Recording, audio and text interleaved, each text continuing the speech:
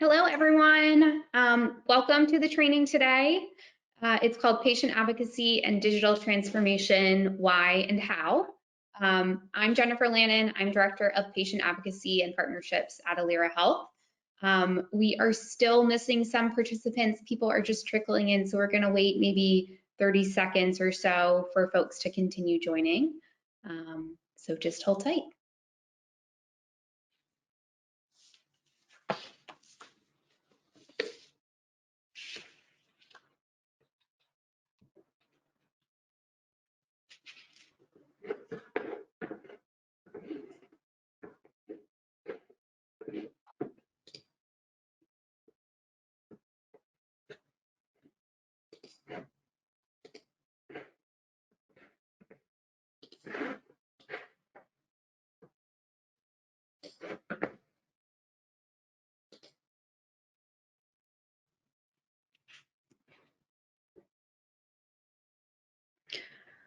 All right, we certainly are still getting a lot more attendees, but I don't want to delay us any further because we have a lot of really great content for you guys that I want to make sure that we don't miss. So again, welcome to today's training. It's called Patient Advocacy and Digital Transformation, Why and How. Next slide, please. So I want to briefly introduce the moderator. So I'll go first. I'm Director of Patient Advocacy and Partnerships here at Alira Health. Just briefly, I've been in health innovation and patient engagement my whole career. I really love it. I also have founded a patient educational tool that's fully digital. I'm on the board of a patient advocacy organization, and I'm a patient representative for Florida's Brain and Spinal Cord Injury Advisory Council. So just a quick bit about me. And then Anshul is going to be taking over later in today's training. So why don't we give a quick shout out to Anshul.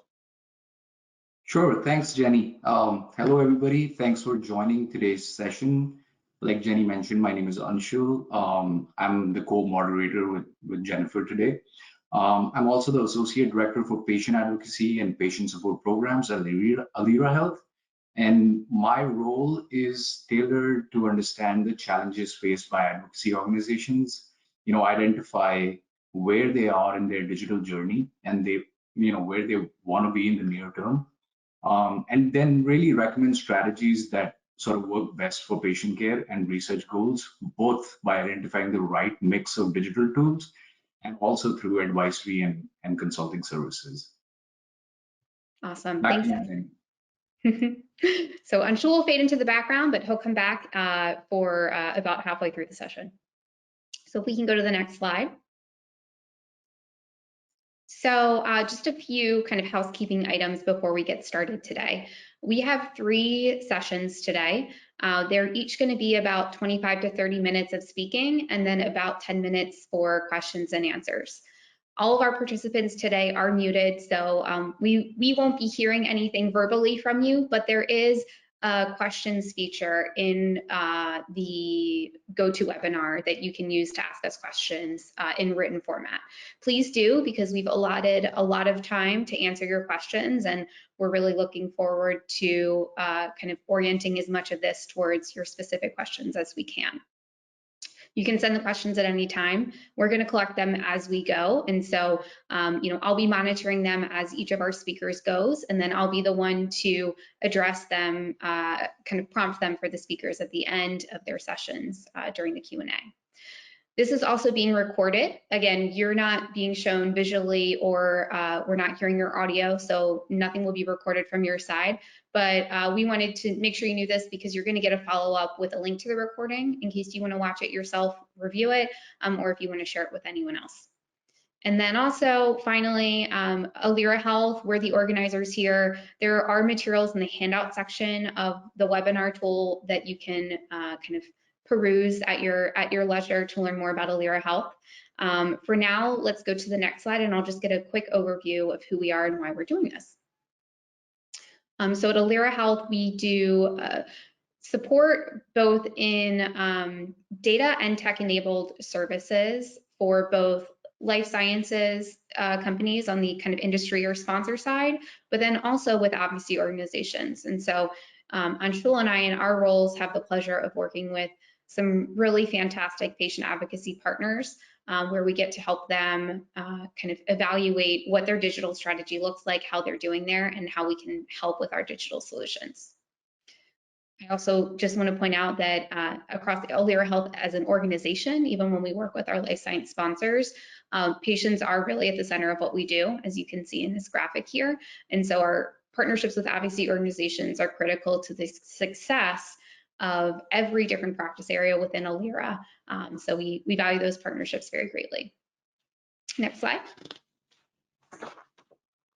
So what are we talking about today? We are focusing on how technology can catalyze better patient outcomes and how patient advocacy organizations can really be the center of, kind of catalyzing that change. Our speakers are going to share some practical suggestions on how they have leveraged the latest technology to drive better care, better research, help patients, help their families, help care teams, and help the industry. I want to give a huge thank you to the speakers that you see on here. We are so blessed to have really, truly amazing advocacy partners here at Alira Health. You're going to get to hear from just a few of them today. They spent a lot of time kind of, developing the right content for this session that's going to be most valuable for you as attendees. So I just want to give a huge thank you and shout out to all of our speakers today because they've put a lot of time into this. They have a lot of really great experience and expertise to share. So thank you so much to our speakers for today. All right, let's go to the next slide. Time for our first session. So Paul is our first speaker. I'll hand it over to him to introduce himself and just a brief overview of what we're going to be talking about for patient-centric registries. So next slide. Thank you very much, Jennifer, and glad to be here. This slide is not meant to put you asleep. I am on the board of directors of Myasthenia Gravis Foundation of America, and as you can see from my picture, my right eye has a little bit of a lid droop. I have myasthenia gravis myself. The middle part of the slide talks about my background in clinical development and research. I'm a physician who went into research. And the bottom of the slide is to put you asleep with the different companies I've worked at. If we can go to the next slide. I would like to ask Wendy Huff to introduce herself. Hi, Wendy.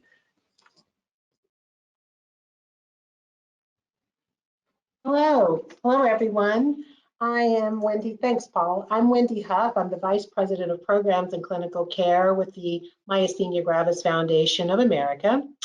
My career has been focused on rare disease and health disparities, really working on behalf of patients and care partners to ensure access to health care has been really a priority.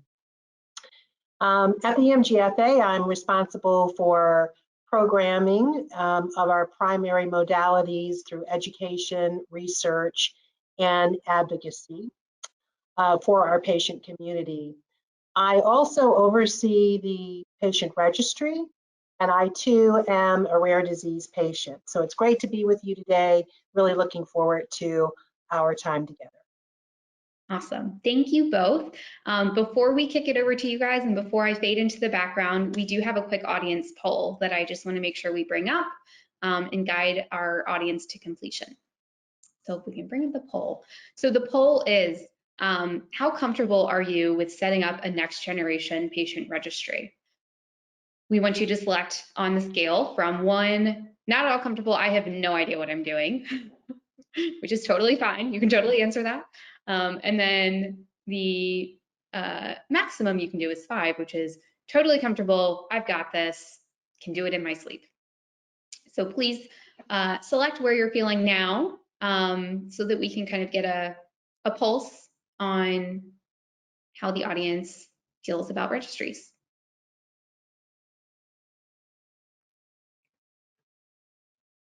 Cool. All right. Well, this is great info. It seems like we've reached a good population to be sharing this with. And why do I feel like the 5% that are totally comfortable are probably Paul and Wendy because they've gone through this. So I will go ahead and fade into the background now that we have a good idea of how the audience feels, and let Paul and Wendy take it over from here. Thank you. If we could have the next slide.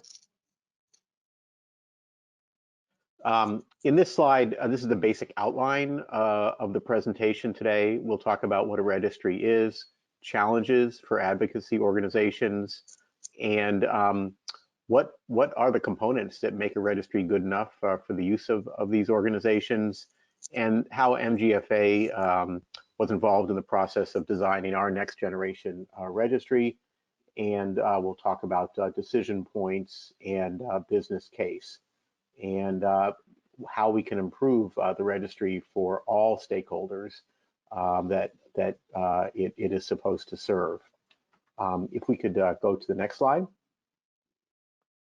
So as we're advancing to this slide, I do want people to be aware of the Craft Precision Medicine Accelerator. And if you look up Craft Precision Medicine Accelerator, do a Google search, you can find access to their website. And this is just a wonderful organization that is working towards helping nonprofits navigate different aspects of technology. And they have a great publication on registries. I'd like to pause here just for a second. I went quickly through my background. I've had 20 years experience in clinical development at various size companies, small, medium, and large pharma. And my nonprofit experience besides MGFA has been Juvenile Diabetes Research Foundation. And what's very interesting is that pharma companies and nonprofits are interested in registries. And so I have seen registries evolve over nearly 2 decades.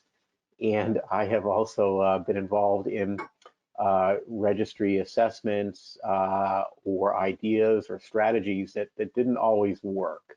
And so I was particularly interested when I wasn't really given a choice to serve on a committee that was tasked with upgrading, if you will, the Myasthenia Gravis Foundation of America's registry and make it a better product. And I couldn't have done this alone. It was not a team of one. And Wendy assembled the resources, and together we moved through a process. So this slide that you're looking at now talks about types of registries. And AMC is not the theater in your neighborhood. It's an academic medical center. So on the upper right, unlike registries driven by providers, healthcare providers and academic medical centers, these patient-driven registries aggregate data from multiple sources. And so it's the registries of the nonprofits that aggregate data from multiple sources. So they have different kind of data and different data quality expectations. And one of the things that has been really interesting to see at this Craft Precision Medicine Accelerator is the attention they've given to the due diligence they've done in evaluating many different nonprofits and the kind of work that has been done in registries. And so I found this with Wendy. We studied this in great detail, and then we began our wonderful journey to upgrade our current registry. We could go to the next slide. To summarize what the best practices are for engaging and retaining registry participants, the Craft material said that 1, you should understand the patient's motivations.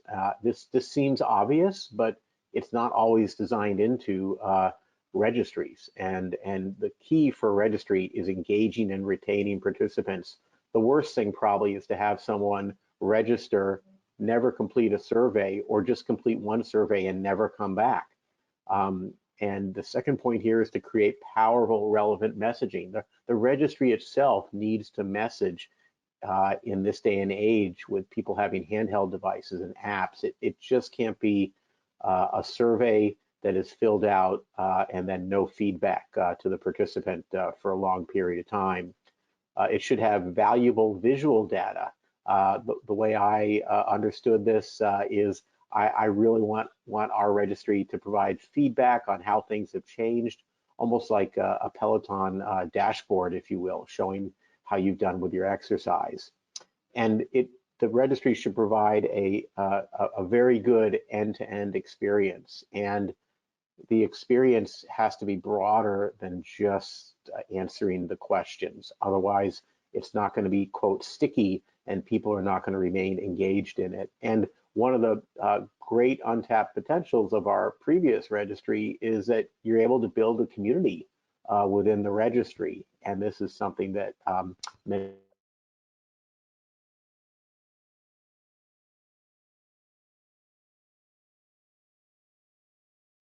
I can't hear you. Paul, you're muted.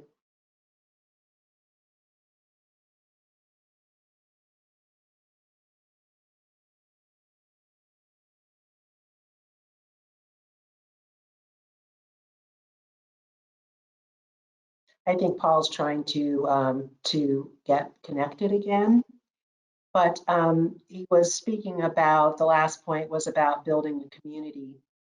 The MGFA has a very strong patient community with care partners. Part of this, what you'll hear in our presentation today, is really about patient engagement. It is not just about recruiting for the patient registry, but also retention. And so there's a lot nonprofits involved. are very interested in. If we can go to the next slide.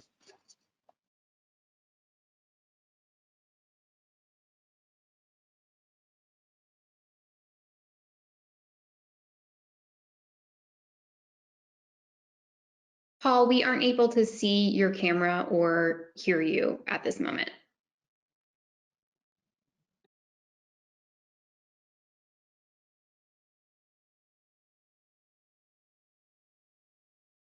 I don't know if he's talking right now, but to move on to this slide, nonprofits have registries. Our registry was established, I want to say 2012, 2013. And so registries have existed. If we can go to the next slide. I'm having a bar on the slide that says, can anyone hear me? Yeah, we can hear you. Please, I'd just like to confirm. I am nonprofits sometimes are set.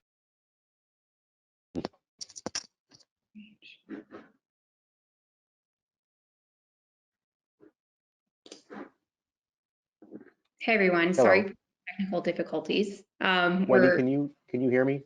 I can. We can hear you now. We can hear you, Paul. Can you hear us? Okay, great. I'm so sorry. I'm going to leave the camera off. Yeah. Yes, I can hear you. Okay, so I look better with the camera off. The common problems in patient registries, I'm not going to repeat the first bullet. I think people may have heard me.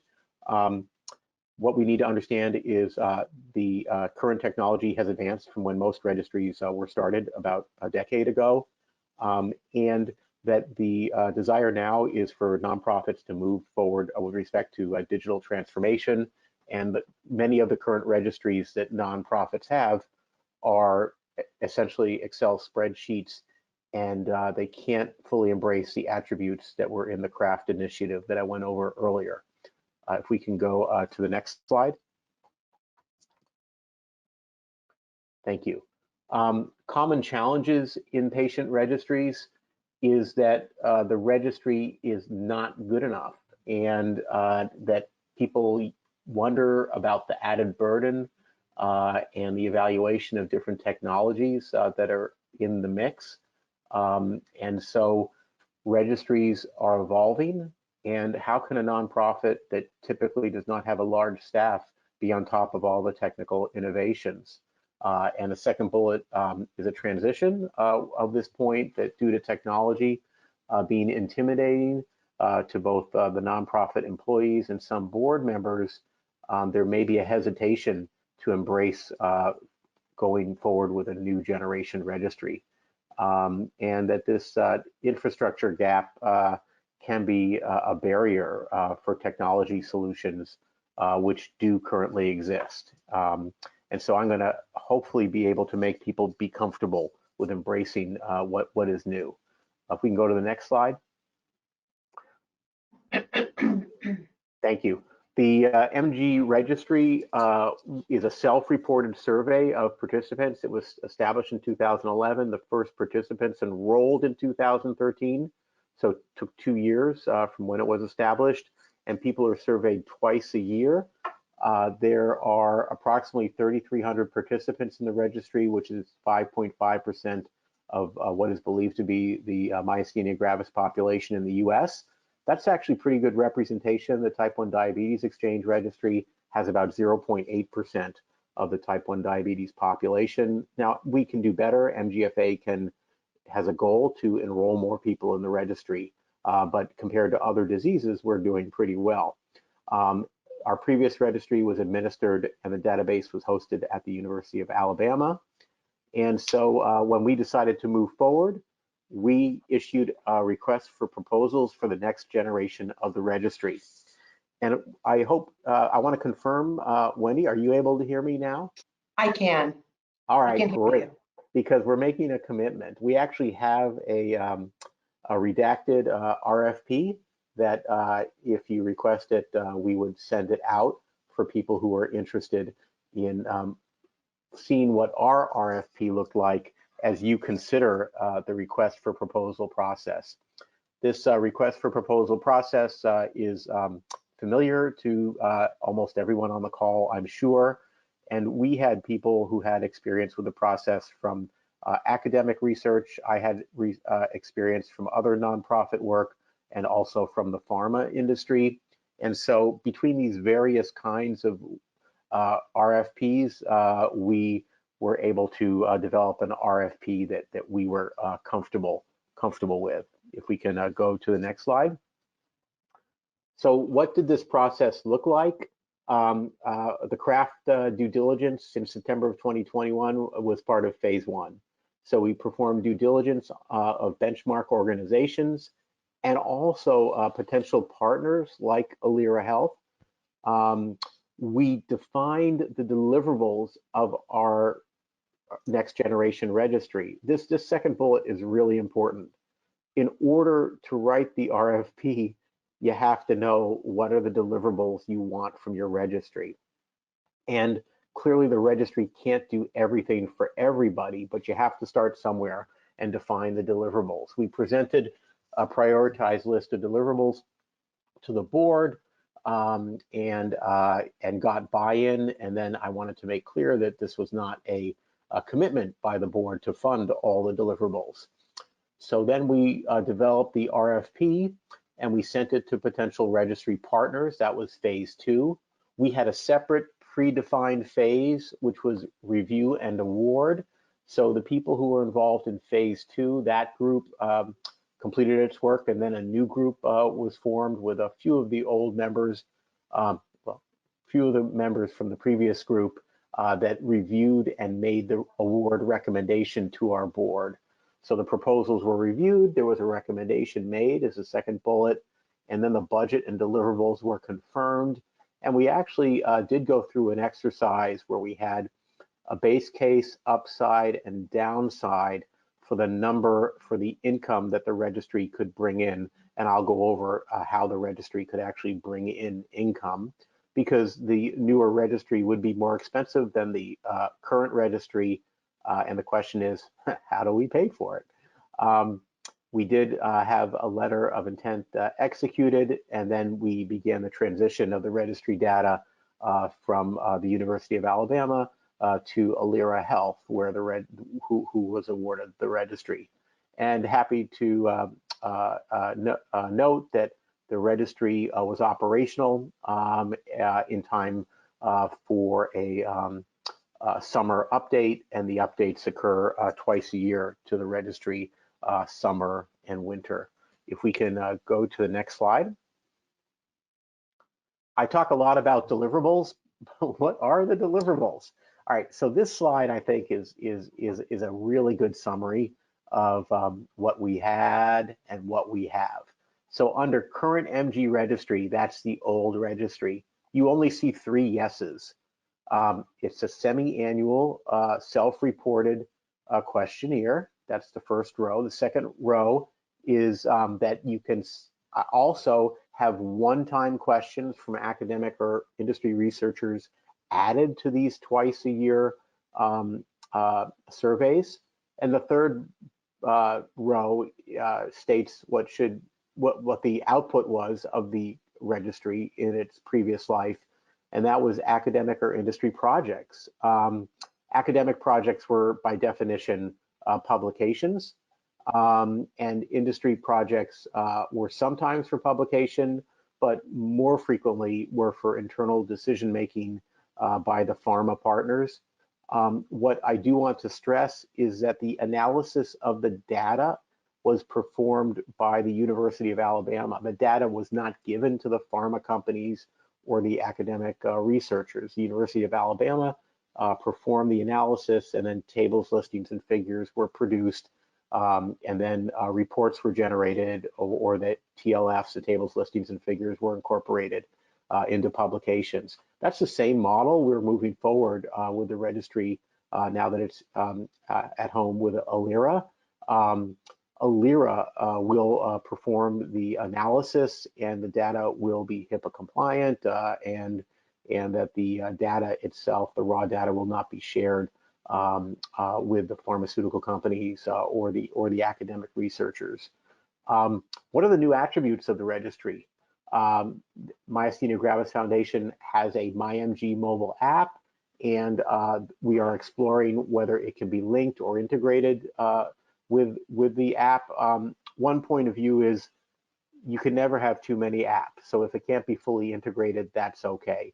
And the point is that Instagram and Facebook are both owned by Meta, and both of these apps are very popular, and people use both or use one over the other, and that they don't have to interact fully with each other. The current registry has the capability to verify a diagnosis of myasthenia gravis because of a very innovative way that the patient data that is self-reported can be matched, if you will, to health databases of billing codes, and to establish that the patient is reporting they have MG, and that actually there were services that were billed for by their physicians or healthcare providers that had the diagnostic codes consistent with MG. This is done in a fully data compliant, HIPAA compliant manner, and could be innovative because many times reviewers of publications and pharma companies want to know, do the patients in our registry actually have myasthenia gravis?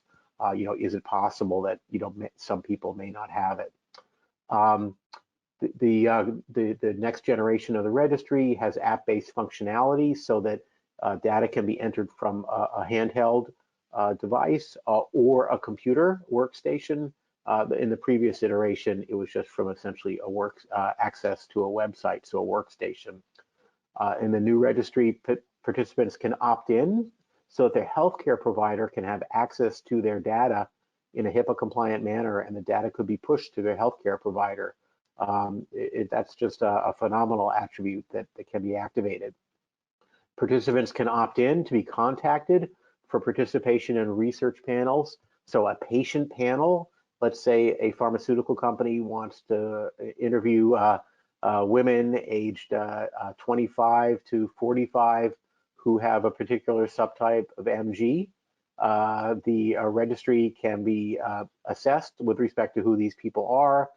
These people can be sent emails by Alira under the stewardship of the MGFA and asked if they want to participate in a panel. And if they want to, the participant would respond back. So there is no link between the academic researcher doing the study or wanting to have the panel or the pharma company. It's totally up to the individual who's contacted. Are you interested in participating? If you are, here's a link you can pursue. We can also have questions of the week pushed out to participants. As you could see in the third row, the second row, we had one-time questions that could be added to a survey in the previous iteration of the registry. Now we can push out questions or surveys at any time. And finally, the feedback to the users would be visually pleasing and provide. So those are the attributes of the new registry, and we're very pleased with them. Let's go to the next slide. This is, I think, a very important component. Our previous registry, the stakeholders were academic researchers. Those were the stakeholders, and the purpose of the registry was to advance MG primarily through publications, and the other stakeholders were pharmaceutical companies who were given the ability to ask questions that could be analyzed and then reports sent back to them. However, the patients got no feedback, and they're important stakeholders. The healthcare providers are important stakeholders that weren't represented. The MGFA itself, as both the board of directors and the staff, were not stakeholders. And the stakeholders are important. And we actually used these stakeholder groups in the panel that was assessing the proposals that came back. So we identified stakeholder groups, and then we pulled people from these stakeholder groups, actually 2 representatives from each stakeholder group, to evaluate the proposals when they came back. And if we can go to the next slide. This next slide just shows how we have what we have with respect to verification of MG by ICD-10 codes. This is the coding that healthcare providers enter for billing purposes. And so we could actually connect the registry information in a data compliant manner to healthcare databases to actually see if the participants in the registry do have the codes that are associated with myasthenia gravis. And this is a highly valued feature by pharmaceutical companies that would like to have studies in our registry, and also by academic researchers who have reviewers asking, you know, do we know the patients actually had or have MG? If you go to the next slide, there's a little feedback. Okay. I'm so sorry. I have not changed my settings, and I do apologize for the feedback. On the next slide, we see the output of the registry, 7 peer-reviewed publications. I will tell you this is not impressive. As long as the registry has been around, as much money has been spent on the registry, 7 peer-reviewed publications, we can do better than that. And our goal for the new registry is to have the capacity when it's up and fully running for potentially 5 peer-reviewed publications and 5 pharma deliverables per year. So we realize that this is where we came from, and we desire to even advance understanding of myasthenia gravis further by having even more peer-reviewed publications. Next slide. I'd like to talk to you about opportunities for research. The registry is a longitudinal database. It's actually a study. There's an informed consent. So the best way to think of registries now are as studies. And as studies, they must be compliant with how studies are run, the robustness of the data, and the privacy. So this is a publication that is a review of retrospective data, cross-sectional analysis of myasthenia gravis patient disability and treatment. So this is a typical kind of publication to come from the registry. Remember I said earlier in the presentation that we could ask one-time questions. If we can go to the next slide, this is the same. This is registry data, but this time it's supplemented with a custom survey. And so the custom survey was about the adverse effects of prednisone. And so this actually added tremendous value because the registry data existed already. A custom survey was agreed to. This was an academic research publication. And this allowed information on steroid use to be incorporated into a publication that was meaningful for clinicians and the information would be meaningful as they treated patients with myasthenia gravis. Next slide is a third example of opportunities for research, and this is for clinical trial recruitment. Myasthenia gravis is a rare disease. It is hard for companies to find, and myasthenia gravis clinical drug development is really, really moving forward. There are a lot of studies for a lot of targeted therapies for myasthenia. The problem is finding the patients. As I mentioned, there are 3,300 known participants in the registry, and we know how long they've had the disease, what symptoms they report, how old they are. And so when you think of a study has inclusion and exclusion criteria. It's possible to do a deep dive of registry participants who meet certain inclusion-exclusion criteria, and then have MGFA through Alira Health send an email to those registry participants and say something to the effect that there is a study which you might be eligible for being performed by a pharmaceutical company. If you are interested in participating, please consider, going to this link. And so the responsibility is put on the potential participant to reach out to the pharma company. The pharma company never is reaching out to the patient in this way, but that allows the pharmaceutical company to perhaps find patients who might be eligible. And this is the way this is done is not new. But what is new is using the registry data to find the potentially suitable subjects. So we're real excited by seeing if this moves the recruitment for studies forward. If we can go to the next slide. So let's talk about business case and improving it. Retrospective studies of the registry database can be performed, as I mentioned, for academic research, which are traditionally publications. And these have not been charged to the academic researchers, except for the cost of the analysis. And we, in the future, are thinking that the MGFA could potentially award, in our research goals, could target, we would like 3 studies of the registry that answer these questions, and that we might actually award money for these to be proposed by academic researchers, and to allow the analysis to take place with that award. Like in the past, pharmaceutical companies have explored or have requested exploration by the third party who has the registry data, and in this case it's Alira Health, and that these assessments are also a potential way to bring income in. And this second major bullet is prospective clinical trials.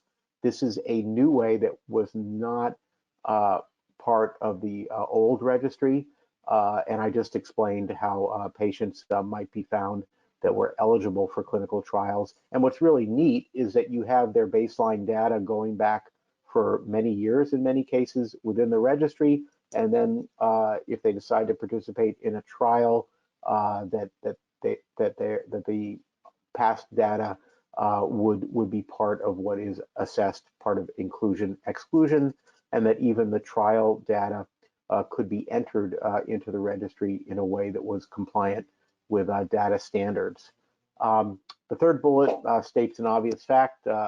A registry with the deliverables I mentioned and the examples I gave of our new registry costs more money than the old registry.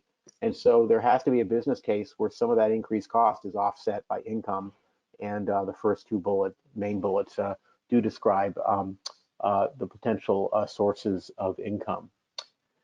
So here are a few takeaways up to this point: is to prioritize attributes of the new registry as you're deciding on deliverables. You're going to have to make hard choices because you can't do everything. And if you have 5 stakeholder groups like we did, we asked for 2 very high priority deliverables. Well, that's two deliverables in 5 stakeholder groups. That's 10 high priority deliverables. And so you have to be mindful because each deliverable costs money.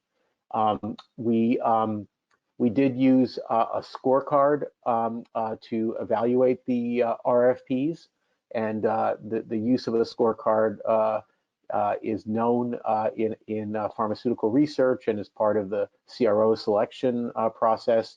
And so we thought that using a scorecard would be quite helpful, and it was. And the third area here, stakeholder considerations.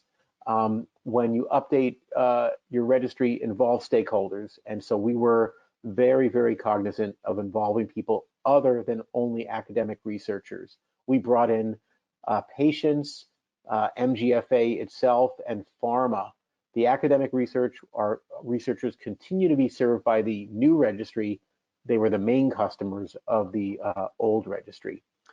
And again, if we go to the next slide, I do want to reiterate a point that I did bring up previously. There is sometimes a misconception that the request for proposals comes first, but you got to decide on the deliverables, and you got to decide on the priorities of the deliverables. And so you have to understand what you want before you begin writing the RFP. And then after creating the RFP, the next step is to evaluate the proposals. I will stop there. You are all lucky that you can't see me. I won't try to put my camera on, and thank you so much for the opportunity to provide this presentation. Well, we missed your beautiful face, Paul. Mike, we'll get to you in a minute. We are going to do a poll and a Q&A for these 2 speakers, and then we'll head to you. Thank you. So we're going to do a poll, and we just want to reevaluate. How do you guys feel now that you heard the presentation about from Paul and from Wendy? Wendy, thank you for stepping in. Same question. How comfortable are you with setting up a next generation patient registry?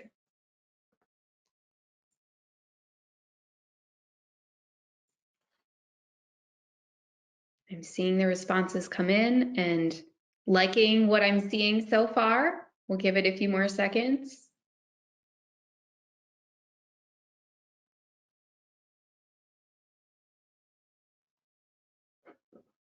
So this is personally very, very encouraging. And for Paul and Wendy, who put so much time into preparing this, I'm sure it's encouraging for them as well.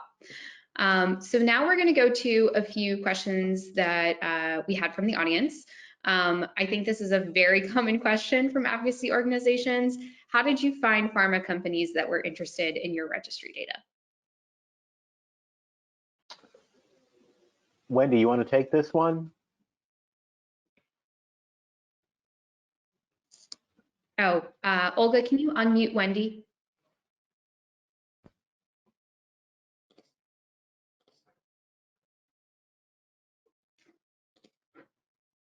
Okay, I think I'm unmuted at this point. I'm sorry, what was the question again, please? Sure. The question is, how do you find pharma companies that are interested in your data? In many cases, our pharma partners have come to us. They have an interest in making an investment in MG. I think that there are companies that don't know about our registry. So oftentimes I have taken a look at companies that have an MG indication in their pipeline. So there's a little bit of self-motivation to do that. And in that regard, you find that once you're able to determine that, you want to make sure that you're making companies aware, especially when you find out that there is an indication or interest in the space.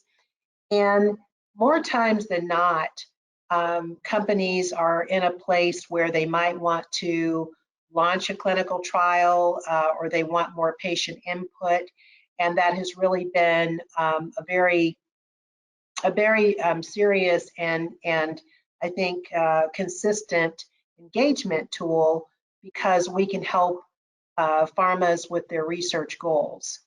And the same is true for academic institutions as well. So that leads a bit into the next question, which is how do you make sure that your organization is recognized in publications either by academic researchers or by industry-sponsored researchers when they publish a paper? How do you mention that you get listed as an author and get recognition? Yeah, I could take this if that's okay, Yeah. Wendy. It's very interesting.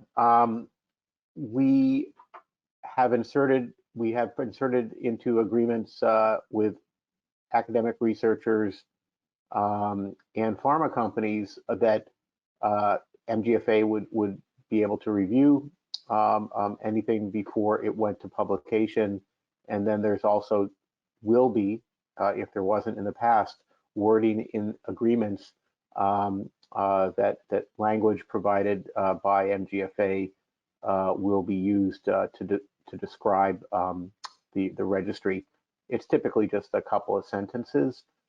That has not consistently been done.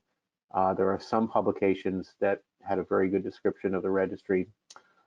We have not actually had the registry as an author in the past. It's been the people who assess the data. And if you look at, in my experience with other registries, is that the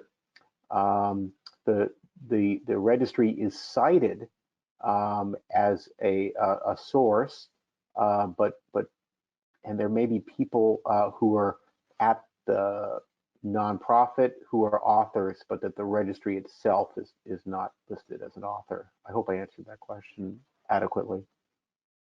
Great. And then I think we have time for probably one more question. How do you, I think this is a very common problem, how do you define the priorities with the stakeholders and narrow down the capabilities of the registry? Paul, you kind of mentioned that each additional capability that you add adds cost. So how did you narrow that down and decide on the right ones? That's a great question. We went through essentially a consensus process. We basically had a kind of pyramid that if there's 5 stakeholder groups, let's just say that each stakeholder group had a different priority. That would be 5 priorities, and that would seem like it's doable. Because if you look at the old registry and you look at the priorities, it was at least 3 priorities that it had. Luckily, the priorities of different stakeholder groups did overlap. And so we really had to draw the line at about 10 deliverables. So we formed 3 buckets: must-have deliverables, and the next bucket was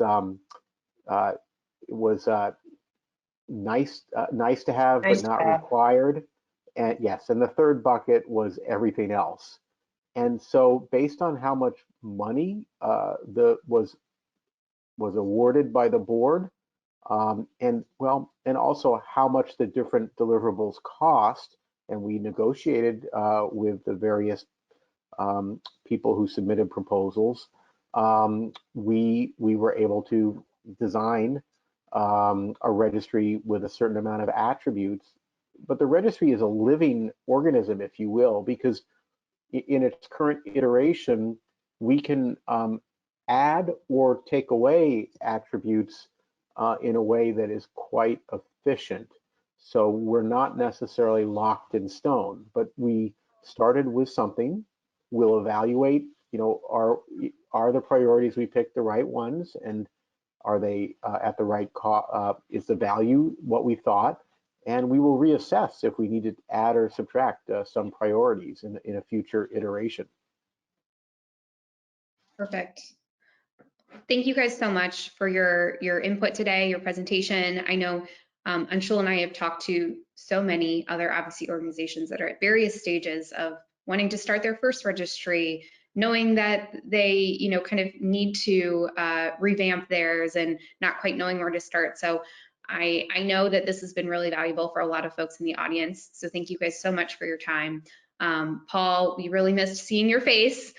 We hope to see it again soon. And thank you both so much for joining us. Thank you. Thank you for the opportunity. Awesome. All right, so we will go next to Mike Crosby. So Mike, if you want to come on camera and on audio.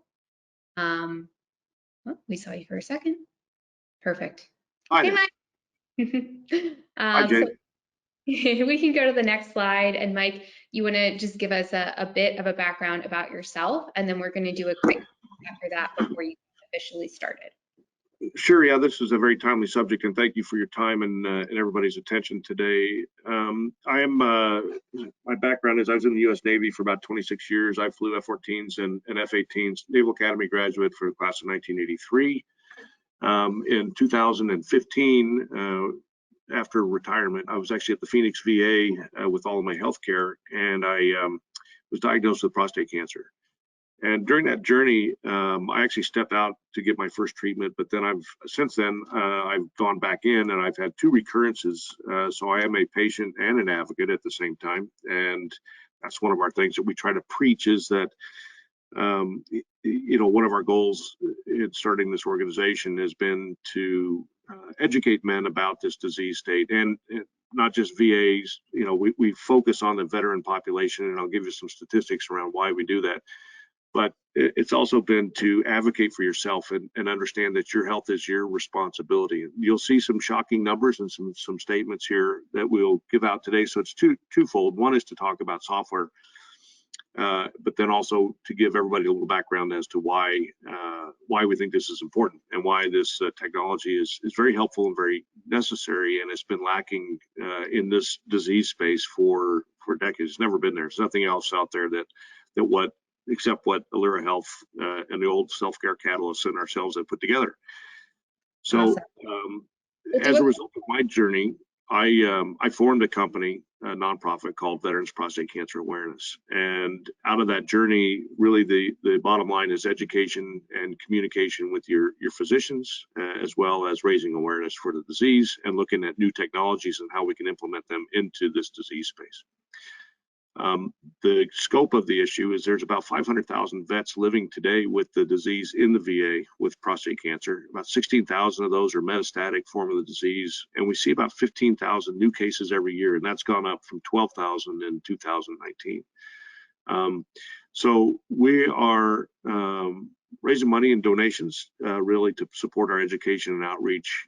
But then we noticed as we went through these things and through the pandemic that there were no tools, there were no two-way digital tools to collect data or to communicate with your physicians. And you can shift to the next slide.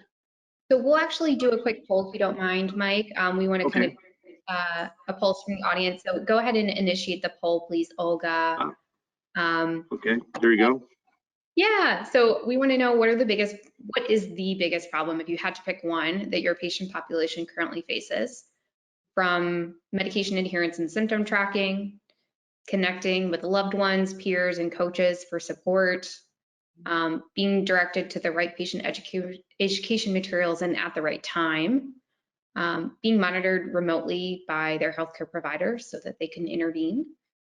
And then the last option is finding clinical trials that they may be eligible for. Obviously, we're a little biased in asking this question. Mike is going to talk about a lot of solutions that we've been able to develop for these things, but we're curious from the audience what you have to say. Interesting. Okay. That's very insightful, and thanks for that poll. So the right education materials, and that's what we say in education materials is when you quantify them as right, are they consistent and do they match various guidelines? And even in our disease space, we have different guidelines actually that are put out that various people use from ASCO and NCCN and the AUA. There's slight changes in all of those things, and we're trying to standardize or trying to push the large organizations to standardize that. And I think this is one of the things that we're going to get back to, right? And then clearly medication adherence, we know that in this disease state, in an advanced stage, medication adherence is critical in a lot of disease states, but this one specifically. So that's great. Thanks for the input there. Yeah, cool. Okay, so now I'm going to hand it over to you, and I will go off camera. Thank you so much for your time. Yeah, great.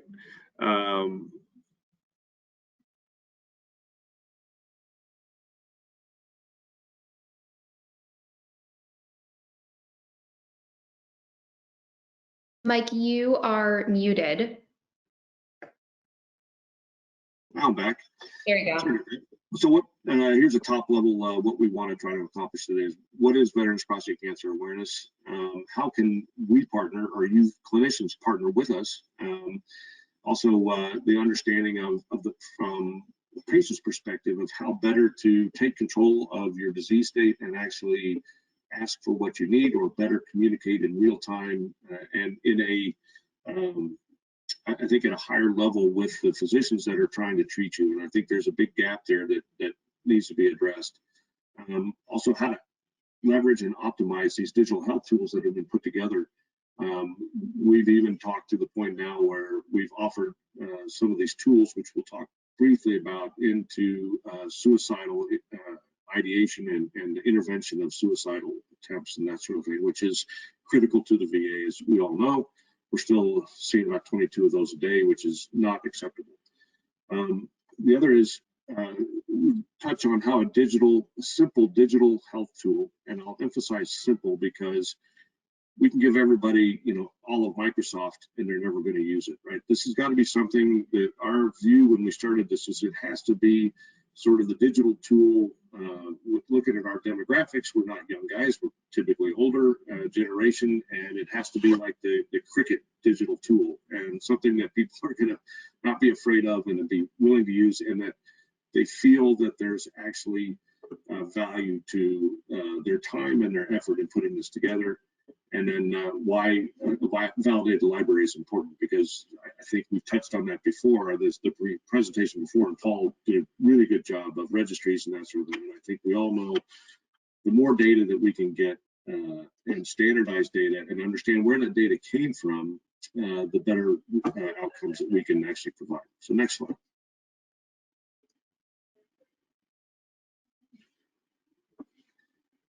Here's my background. We've touched on that before. One of the things that would have helped me was a digital tool to get through my 2 recurrence issues. One that would have reported earlier some of the outcomes that I was experiencing and dealing with. And then I actually did use a digital tool, and it was Prostate Cancer Health Storylines, which is what we've developed through my 2nd recurrence in 2020.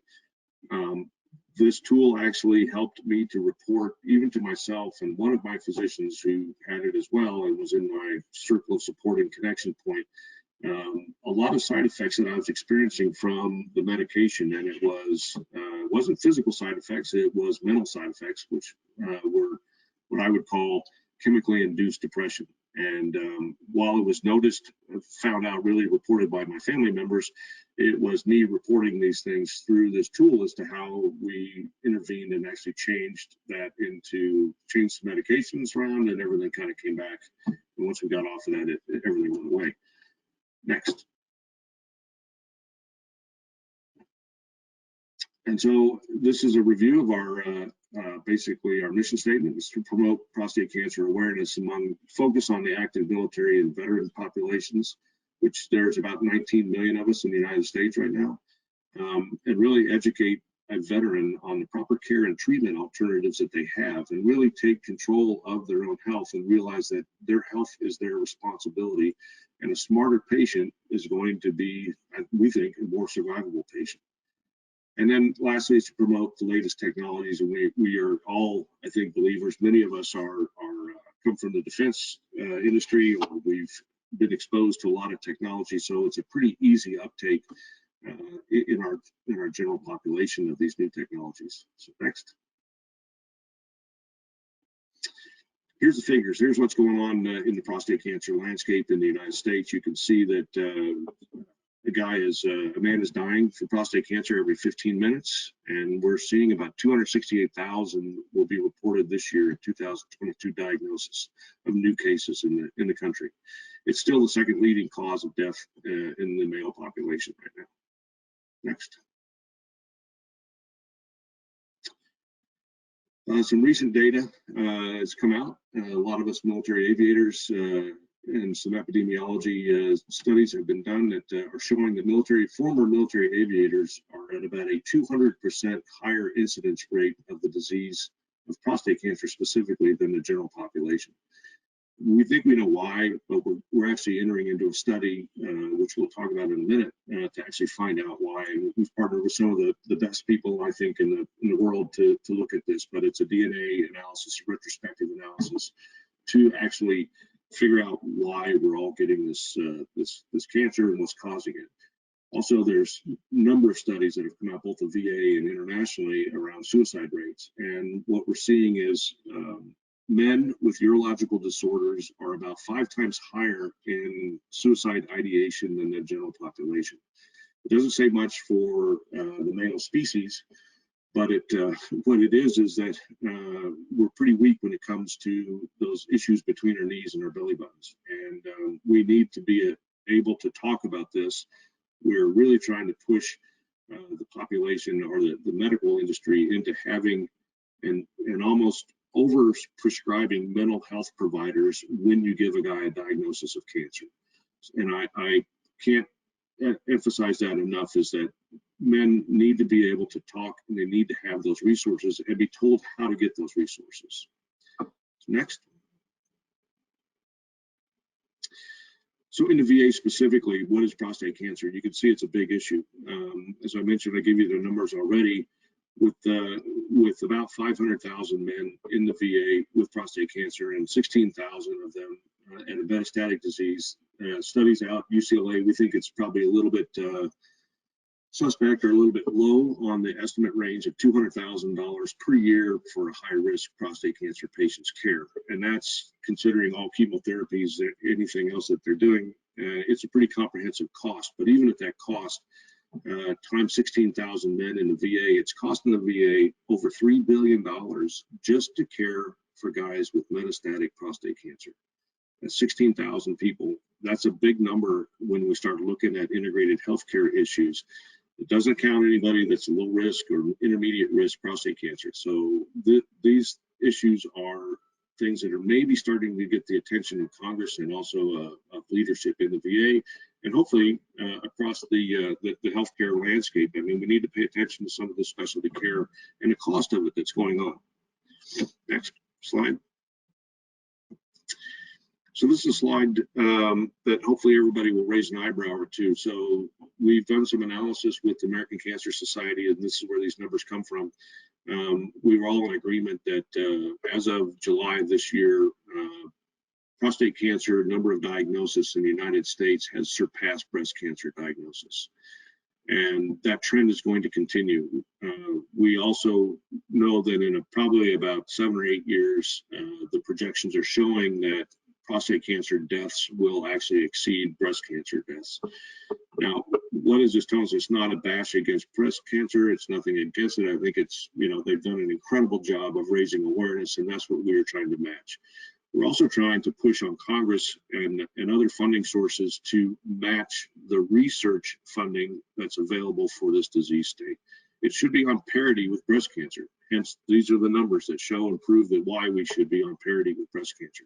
We're not today. I think everybody that's a researcher online knows that that's not the case. And so this is just more justification as to why we go out and ask for research funding. Next. So what do? We as an organization try to put into place major campaigns, and I'm going to go through the top level ones and then stop down at the very bottom, which is what we're doing on this call today. But our first 22 objective is make blue the new pink. That's our motto for the year, and we're going to carry that into 2023. We've got some galas. I encourage any of you to please go to our website or contact me directly if you want to participate, you want to help out, or you're interested in what we're doing. And we're an open book. We're happy to talk to anybody. We've got reps all across the country that can work with you directly, or we'll be amazed how used to travel we are. We're all from the military. We know how to get on flights and get to where we need to be. So What's Your Number campaign is a campaign that's coming out. It's getting launched this month, and it's really to encourage men to screen for prostate cancer. We're seeing that in the VA, we've worked with ACS, American Cancer Society, and NCCN, as well as AUA, to formally next year have veterans considered a high-risk population. And that's going to be the same as African Americans and men with a history of the disease in their family. So what that means is that we're encouraging veterans, all male veterans, to get screened an initial baseline at age 35 with annual screenings to commence at age 40. And that's a PSA test today. We know there's other technologies coming online that we encourage. There are exosome urinalysis type testings that are happening. You can read about them on our website. They've received their CLIA, but they're not out there. There's some studies that they actually are looking at jumping into a study with us, our military aviator study, to test some of these guys and to offer that screening to many of the men on a recurrence type of a concern. The other is 50 vets in 50 states. It's a program that's growing.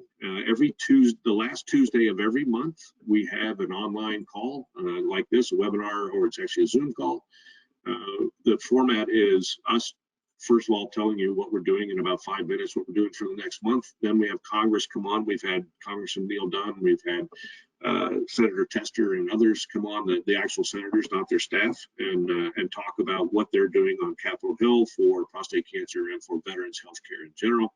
We limit that actually to 5 minutes, which that's probably the biggest accomplishment I've ever made, is to limit a congressman to 5 minutes of discussion.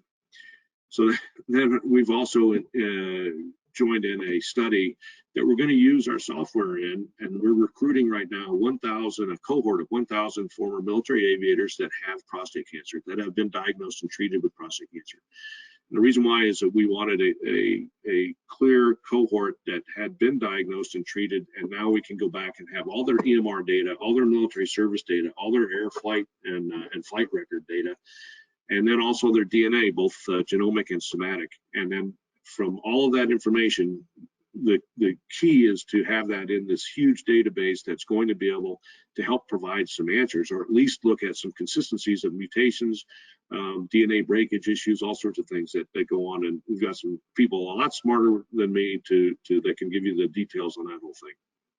And then lastly, we're going to continue to roll out our own software, which we helped design. We kind of came up with the requirements, and then our friends that are hosting this, Alira Health, which used to, in the component that used to be self-care catalyst, came to our rescue and actually put this in place. And it is extremely powerful, but extremely simple. And we're very proud of this product, and we're seeing people start to use it a little bit, and we're trying to get it rolled out in a number of the VAs and other commercial clinics. It's available if any of your clinics would like it. So next. So really, in a top level is, why did we do this? Well, the complexity of prostate cancer diagnosis and treatment is increasing. I mean, with all of the various kinds of diagnostic tools that are coming online and the ways that we're screening for it, the complexity is on a rise. Unfortunately, the time allocated for physician interaction and patients is decreasing, right? In the VA, we don't have enough urologists, there's not enough oncologists, they're recruiting as fast as they can. They're actually pushing for outside care. That's what the Mission Act was to solve, which has now formed a community care network, which we're happy to talk to any of your clinics about this. It's the Mission Act appropriated $100 billion for care of veterans outside the VA. That's 6-year money. We're 1 year into it. There's probably about $87 billion left. But you have to be signed up and contracted with different sources, different payer sources to access that. Part of that is the data. We know this, the data from cancer journey is all available, but it's typically comes, and from my own experience, it comes on a hard copy, piece of paper, and they're asking questions about your urinary functions and your incontinence issues and erectile issues. How were you performing a month ago? Well, on some of these drugs, you don't know your name yesterday, much less what you were doing a month ago. So we think there's a huge need for real-time reporting or patient-reported outcomes. And the sooner you can get it, the quicker you can get it into the office, then decisions and interactions can be instituted and initiated to actually reduce cost of care, to help the care outcomes, and early intervention of toxic events, all sorts of things. So we asked ourselves, why are we not implementing this technology in the prostate cancer space? Well, so nobody could give us an answer, so we designed something. The other is administrators. We think there's a big missing hole here in your administrations of practices. they're the guys that count the pennies and the dollars and the money. We don't know accurately what prostate cancer costs. I would challenge most cancers, there's not a real true cost associated with what that is. We make estimates, and we typically account for the procedure, but not all the aftercare and the long time, the rest of your life care that has to go on. And we think that with the right kind of technology and people become users of this, there's ways that we can get a better, maybe not exact, but a better picture of what the cost of care really is. So we wanted a comprehensive digital tool to put it out there that was extremely simple. I think that's what everybody's goal is. So next slide. I'm going to skip this slide because these are my own notes. This is what we kind of went through in discussions of how we were going to design this thing. And what came out of it was these are our original requirements. We felt that the physician had to, first of all, had to have access or the office. When I say physician, it's the clinic, right? You go back or go to the next slide. And so in that, they also had to be able to make inputs and also communicate to the patient through telehealth instantly. That we all use these communication devices. Why shouldn't they be in play or implemented here in this case as well? But they ought to be able to see all of those necessary issues that are requirements that they need to be able to make a decision or an informed decision in respect with what the patient's doing. The patient had to have access. The patient needed also to be the center of this, much like Self-Care Catalysts and now Alira Health. They build patient-centric software or products, right? So it's the patient doing this, which aids a lot of things. One, I think it gets patient buy-in if the patient's using it and has control of his data. It also helps with HIPAA issues and that sort of thing. And it also helps keep data secure because the patient is the one that's allowing it or pushing it to where it needs to go. But he can put everything in there. He can put out-of-pocket costs. He can put report side effects. He can put questions to the physicians. They needed to be able to have access to educational sources that were validated and that were available based on your stage or your side effects or what was going on in your life at the moment. We also wanted researcher access and input, right? Because to collect all this data and not have access or not allow the researchers to have access to it is sort of pointless. And the faster we get it, I hear from researchers that they want more information and they want it sooner, they want it faster. They don't want old stale data. They want it as fast as they can get it. So here we go. So why not give it in real time as the patient inputs it or as the physicians input it as to change of prescriptions or change of updates? Why is it not available? So, okay, so we make it available. Also access for administrators. As a physician's time gets shorter, the scheduling and interaction with patients, the necessary requirement to interact with a patient, I think, is going up. That necessity is going up, but the time is going down. So how do we address that? Well, we try to give the administrator smart tools, allow them to interface directly with the patients and that sort of thing. It also is going to help with the accuracy of reporting CPT codes and CPT invoices and things like that for reimbursement and that sort of thing. So we think that out of this model, we can actually help increase the revenue streams or optimize revenue streams for various practices. Then we wanted to have an online education center that was standardized, that was controlled, that was for the right. The idea is you're diagnosed at one stage. If you're in an active surveillance stage where you're just watching what's going on, you don't really need to be reading about late stage castrate-resistant metastatic prostate cancer, and vice versa. If you have a late stage cancer or you need to be taking actions on it, you don't really need to be reading about watching it out here at active surveillance type of things. So with software, and what the diagnosis is with the guy as he goes into this pathway, you can actually direct educational resources to this person to get them familiar with where they're at in this pipeline, right? Also, other ancillary things like nutritional education, exercise information. We wanted it tied into your wearables. We have so much technology out there on our watches and our phones and our whatever else that we've got that we're wearing on our bodies. We ought to be able to take that information and put it someplace. And then also a PCA library. This is a place where pharmaceutical companies can put in their drug descriptions, their labeling for both patients and for clinicians, and we can separate those things. They can sign those up. they can sign up to have those things automatically updated, or they can be transmitted out to anybody that gets prescribed that information. And so also places where patients can put their stories and lessons learned and video blogs and that sort of thing. So just a big library that's accessible by all parties in the organization here. So next.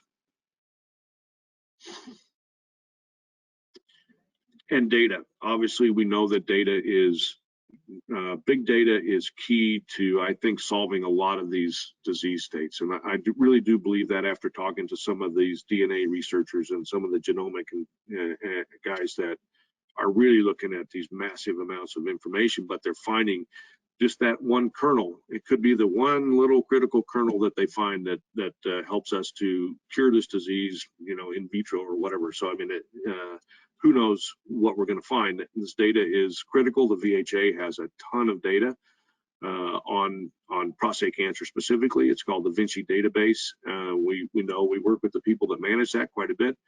They're interested. We're talking to them about how those databases are structured and how they could be, you know, work together to allow both researchers better access and then also gather more data in the right formats to be putting that into. They could be gathering real-time data from all of the patient users every single day into the same database in the same format, which is just going to increase the value of that database. So next.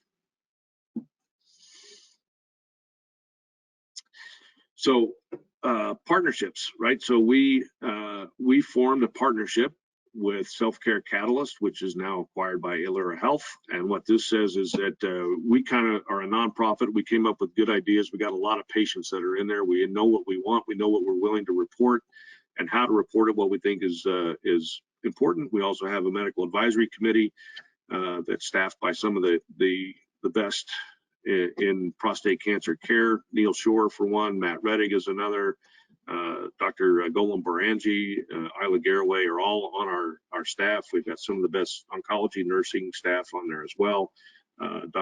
Shirley Lee, who advises us on the nursing side of things.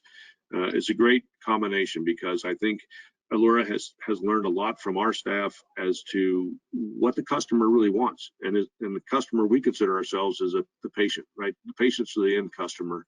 How's the rest of this organization work around us to heal us, to make us healthy, and to provide us the care that healthcare is supposed to be providing? Yeah. So next slide. Obviously, I won't tout their accolades too much, but we went to Self-Care Catalyst because clearly they've done this before. There was a lot of apps that are out there for various disease states, and now we're introducing one specifically for prostate cancer care. Next. And with that, I'm going to open it up. Any questions for me real quick? We can, our website is easy. It's veteransprostatecancer.org. It's real simple. You can go and register. I think if you need to get in touch with me, my dear friend, Jenny can always forward your email or she can forward your phone calls to me at any time. But thank you for your time, and we're open for questions at anything that you'd like to ask. Awesome. Thank you so much, Mike. Every time I hear, I've heard you give this presentation a number of times, but every time I learn something new, which is amazing. And I love your enthusiasm and your patient experience and how you've turned that into helping others. So thank you so much. We are running a bit short on time, so I'm just going to pick one of these questions. I do want to encourage those in the audience that if you have other questions that we can't get to, you can continue to ask them and we'll get the answers from Mike and get you the answer to your questions, but we're just running a bit short on time. So the question that I'm going to ask you is obviously kind of funding a technology solution, the more in depth it is, there's cost to it. So how have you been able to activate industry partnerships to kind of generate sponsorship funds for a solution like this? Well, I think everybody understands the need for the data and the need for the patient-reported outcomes for everything from medication adherence to, you know, and that's a big one with a lot of the pharma guys. And it depends on who we talk to about what specific activity they want to see. So we make proposals to all of our industry sponsors, right? Whether it's you know, Pfizer, Janssen, Bayer, whoever, and we ask them, you know, what is it that they want, and then we get sort of piecemeal funding, and we're actually trying to raise up that level of funding to now encourage them all to get into this, into our military aviator study.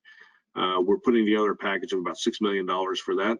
That's to accommodate obviously all of the data gathering that's going on with the software.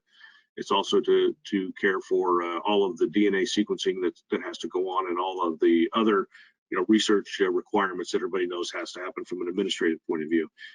That's going quite well. We're also very good at recruiting. If you need, we always offer that we're good at recruitment because of our networking. We have sort of, I think, a world's record. We were asked to raise a number of participants for a survey. It took us 6 weeks to get 1,500 guys to do a survey. So our recruitment arm is pretty easy. We don't really ask. We just tell aviators and military guys they got to do it. So it's a different way of recruitment for clinical trials, right? But anyway, we're happy to talk to you about that. The other is we have a couple of investment groups that are interested in that are actually looking at how they can invest into nonprofits or into our organization to benefit from the deployment of this software, right? Because in the commercial world, it's going to have to get repaid somehow. Someone's going to, there's a cost to operating it and maintaining it and using it. So it's not a lot. I mean, I think we're talking at a very cost-effective model. But we're happy to introduce all that as well at your leisure. Awesome. Well, thank you for the sneak peek on all of that and the high level. We, as I mentioned, are unfortunately out of time for questions for Mike, but thank you, Mike, so much for your time. Sure. Yeah, thank you. Thanks, Jenny. We'll be in touch. And yeah, I'm around. You know how to get in touch with me. Let me know when the questions come up, and we'll give all of those very complete answers. Awesome. Thank you, Mike. All right. Bye. Bye. Now I'm going to hand it over to Anshul, who is going to handle the last part of this training. So I'll go on mute and off camera, and thank you guys for joining. Thanks, Jenny. All right, for the last bit, I'm going to have Tanya present her part. So I'm going to switch it to Tanya just to give a brief intro, and then we could do like a short poll, just like some of the other sections, and then go from there.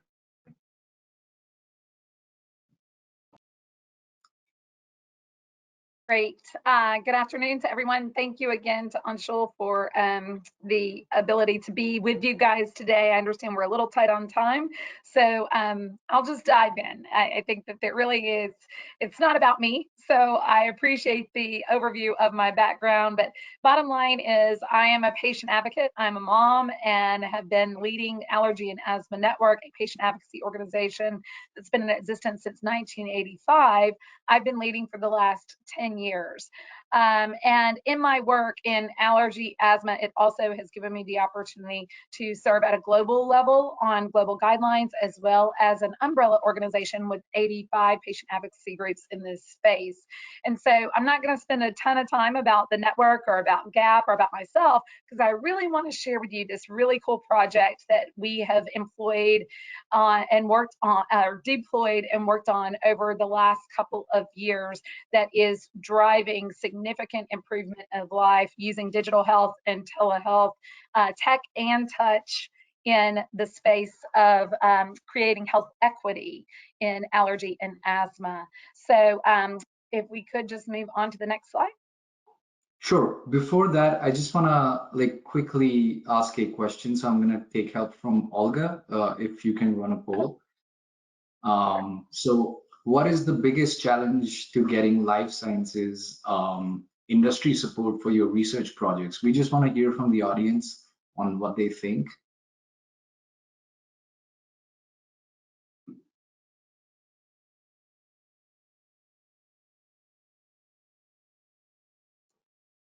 Oh, wow. I mean, it seems like misalignment of research priorities is the predominant factor. So I'm just going to switch it back to Tanya. If you maybe want to comment on that, or I don't know. Yeah, so unfortunately, I'm not surprised to see the top two rising here. Oftentimes, again, what I'll say is that I spent the first 15 years of my career in pharma, medical device, and diagnostics before coming over to the nonprofit patient advocacy leadership side. And oftentimes, I sat on both sides of that table and have been frustrated about the misalignment of research priorities. So, most pharma and med device and diagnostic companies are looking for how to achieve regulatory endpoints that are going to get their product approved and into market. Whereas patient advocacy organizations oftentimes are looking for what's going to improve the quality of life and definitely the lived experience for those with their condition. And so I'm not surprised to see that sort of disconnect on the misalignment of research priorities. And then resources. Resources are always tight. So there's never enough human resources as well as financial resources to really do all that we need to do in conducting research. So not so surprised about the outcome of that poll, but let's dive in and talk about some solutions to those issues.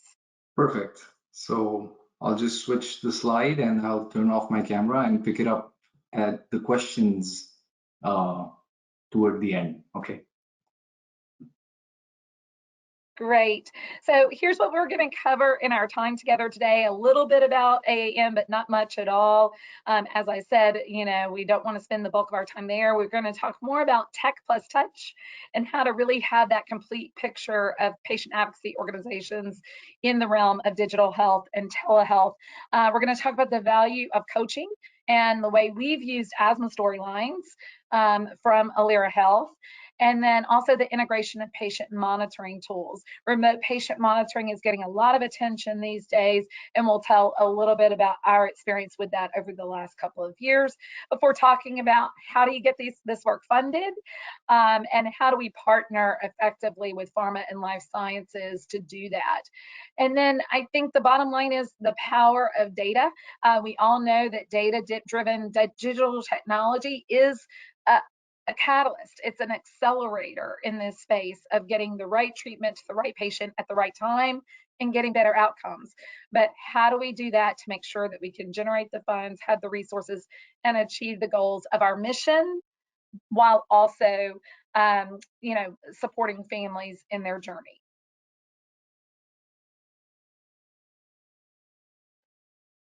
Next slide. All right, so a little about Allergy and Asthma Network. We have been working together, as I said, since 1985 as a multidisciplinary network to end the needless death and suffering due to allergies, asthma, and related conditions. We do that through 4 mission areas. Outreach, which is driving awareness of diseases. Again, all things immunology, respiratory, this is our wheelhouse and our strength zone at Allergy and Asthma Network. Education is taking those evidence-based medicine approaches, but communicating them through all different channels in a patient-friendly way. So everything we do, we try to target about a 6th grade health literacy level, and we support patient education, caregiver education, as well as healthcare provider education. And so we are a multidisciplinary network that directly supports about 2 million families every year through our efforts. The next mission area is advocacy, and that for us is policy work, both at the state and federal level, as well as payer policy and regulatory policy. So how do we make sure, as I said, the right treatment to the right patient at the right time with the fewest barriers? And then finally, research. And research at the network is not necessarily based on or focused on basic or clinical science. It's much more hyper-focused on translational science. So how do we take those evidence-based approaches and make them applicable and pragmatic in the real world? Also, how do we support patient engagement in that clinical trial research process from the inception and design of clinical trials all the way through the post-commercialization and gathering of that data. So that's the 4 mission areas that we highlight our work in, and I'll tell you again, we're going to dive in deep on one particular project that crosses all areas. Next. So a little bit about how we got into the digital health space. Actually, about 7 years ago, we began working with Self-Care Catalyst on the Asthma Storylines app. It's a self-care tool for managing asthma that actually helps you to track your medications, track your symptoms, track your moods, also ask questions for your doctor. You can share that trend line of those asthma symptoms and that experience between physician visits. And you can also help to collaborate and communicate among your care team. So that was our entry into digital health. And then fast forward to 2020 and our work, if you can go on to the next slide, we saw that there was a great need for really addressing some of the challenges with tech, because a lot of patients would download the app, but yet they weren't staying engaged, they weren't using the app over time. And so what we saw is that if we could employ asthma coaches to support the patient experience with the technology, that it became a much better experience for all, and we were getting better engagement rates, but also data. And so our coaches meet with our patient community once a week for 16 weeks in the pilot program. Now the program is 6 weeks, and we'll talk a bit more about the details. But we engage on a routine basis, and it really does build a relationship that results in accountability and setting goals and achieving goals for those patients.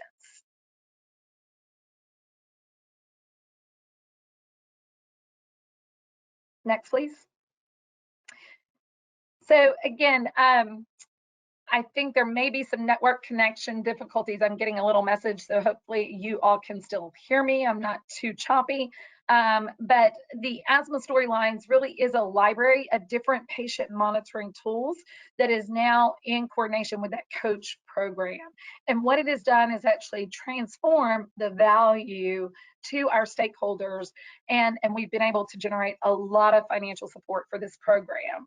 Now, patients provide their ongoing daily testimonials of how much this innovation is really helping them to achieve a greater quality of life, and especially in high-risk, vulnerable communities. So those that are of poor socioeconomic means, and oftentimes from communities of color that do not have as good of access to quality primary care and or specialty care. Next.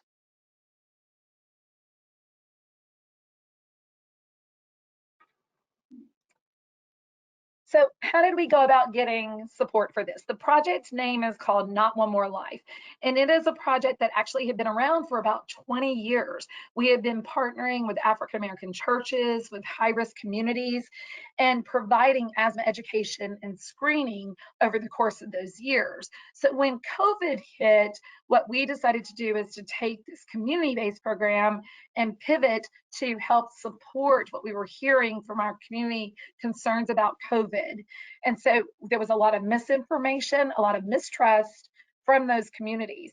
So we took this Not One More Life program that was designed for asthma and started building in a multi-channel awareness campaign that partnered with trusted messengers in the churches, in the barbershops, in the braid stylists, in the schools, all of these really trusted messengers, social influencers in those high-risk communities to conduct lung health screenings and education, but also to offer COVID testing when COVID testing wasn't freely available in 2020, and then to offer vaccination in 2020 and 21 and moving forward, but also tailored education, because what we heard loud and clear from these communities is that there was a level of mistrust in the government, a level of mistrust in healthcare providers, that they wanted to hear from local people like them living with these conditions before making that decision.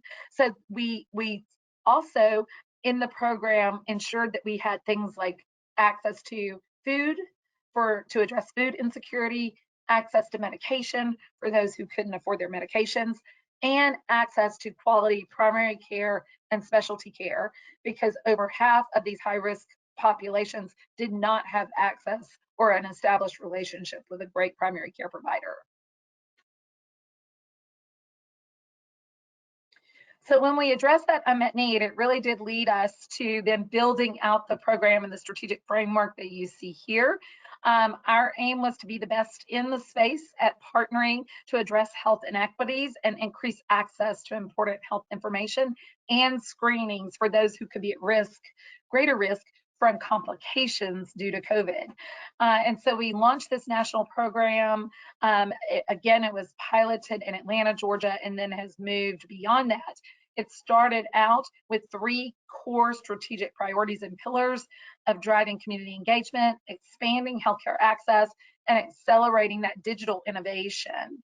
And so it included the live and virtual testing component for lung health screenings. It included the education events. And then it also had a platform of this community digital health hub that was driven by our asthma storylines, our health storylines program.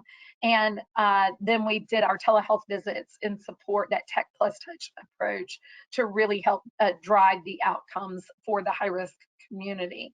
And again, this was built on some pretty basic principles of collaboration, authenticity, rapid response, because as you all know, the situation was changing very, very rapidly throughout 2020 when this was first being launched. And then the scalability and really becoming a gold standard, best in class kind of experience for these individuals living with chronic disease.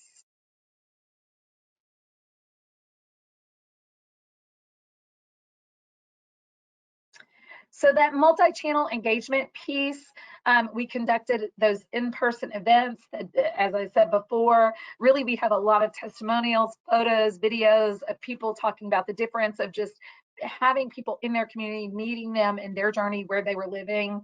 We also leveraged social media and drove people to that digital hub and to download the trustedmessengers.org, to go to that site, to download the app, to begin to engage with the Health Storylines solution.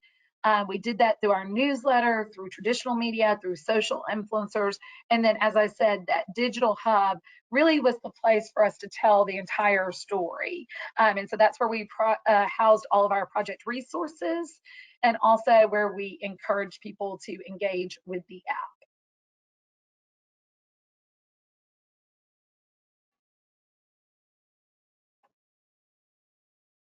So these are some of the assets that we developed, and you can see here they're, sort of young, hip, engaging. We knew that our target audience were people under 40 who didn't have a solid relationship with a primary care provider, who perhaps were more reluctant to get their lung health tested and screened, but also more reluctant to get COVID tested or COVID vaccination.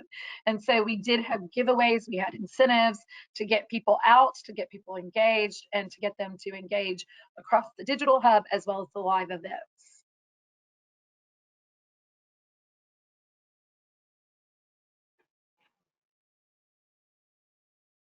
Next, please. These are some of the resources that we tailored and developed on knowing your risk, knowing the difference between COVID, flu, and seasonal allergies, knowing your specific health factors, and how to talk to your doctor, about those health factors and health disparities, but also knowing the facts about COVID-19, about long COVID, and some of, just the tailored feedback specific to the communities that we were serving. And these resources are still available on our trustedmessengers.org site, as well as the Allergy Asthma Network COVID-19 Information Center.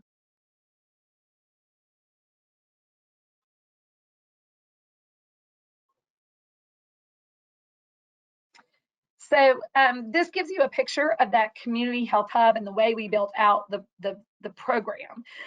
So first of all, the primary goals of the program, we wanted to identify those high-risk patients and connect them with support services to really drive better health outcomes. We knew that we needed to improve their understanding of asthma and COPD, especially in light of COVID, and the impact that it could have on not only their life, but on their family's life if they did get COVID or if they had complications from COVID. And so it was really all about amplifying the voice of the patient from those underserved communities and identifying those higher risk patients and enrolling them into the program with the coach and the technology and the coach Tech Plus Touch initiative to support them throughout that 6-week self-management skill development. And so here you can see we start with the screening program, and then we have the patient profiles that are completed with those validated questionnaires. All of that fed back into our customer relationship management system, and then we leverage the telemedicine support for the high-risk patients. So after we stratified the population of low, medium, and high risk, we offered that Tech Plus Touch solution to the high risk, the tech only solution to the medium risk, and then the low risk, we just followed up intermittently to see how they were doing. We also had care navigators that were available in English and Spanish to help people really understand what their options were, to answer any questions, and to support them when downloading the apps.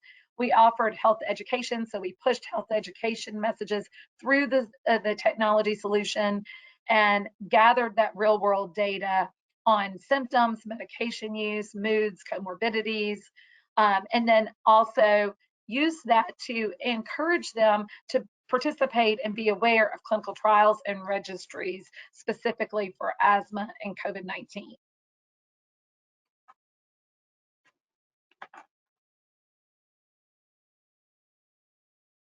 So in the next slide, you can see some of the key components of the project, which I've talked about, but I'll elaborate a bit more here.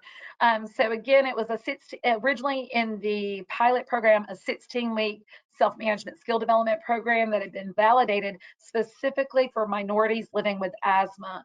We took that 16-week course after the pilot, learned that we could accomplish the same thing in 6 weeks. And so actually now the program, as it's had a national rollout, is a 6-week Tech Plus Touch solution. We also have remote monitoring of spirometry, indoor air quality, peak flow, pulse oximetry, breath biomarkers, digital inhalers, temperature.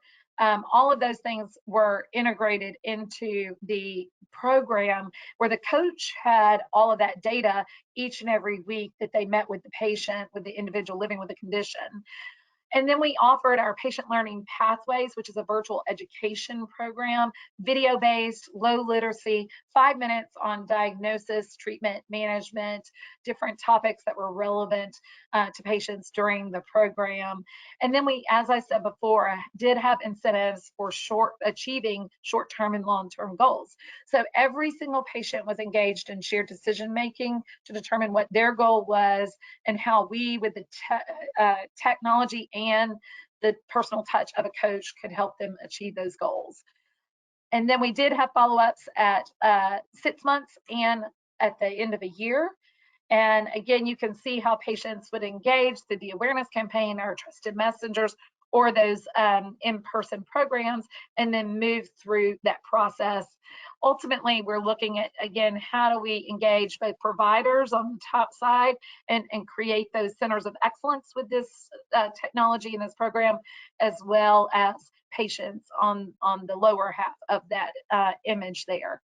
And what we found, again, is that the Health Storylines mobile application really did provide the platform that we needed to gather real world evidence on all of the different things that we've talked about before.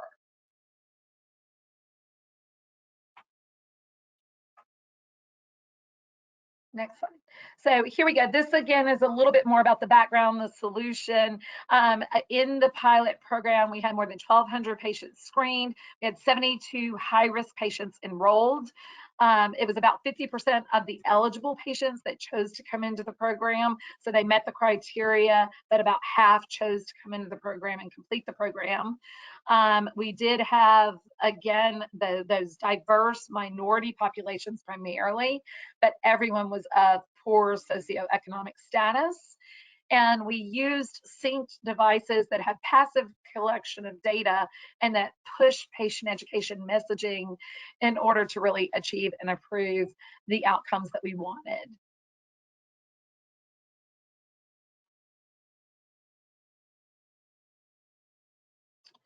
So this is some of the data of what we saw on engagement. as well as outcomes assessed throughout the pilot program. So number one, we found that the Tech plus Touch solution had a 4-time greater engagement during the active coaching periods. So when you were in that 16-week or 6-week period and you were getting that ongoing support from a coach, patients were more engaged with the mobile application. Secondly, there were significant improvements, not only in their asthma, but also in their anxiety, depression, and overall quality of life. And so again, the benefit that we saw and have continued to see throughout this program is that it raises that patient's empowerment level and their ability to advocate for themselves, to understand their health in a more holistic way, and to get better improved quality of life across the board. We also saw that the proportion of patients who didn't have control of their asthma decreased over time. So increase in adherence, a decrease in what's called the rescue or emergency medication use in asthma, and an increase overall in control.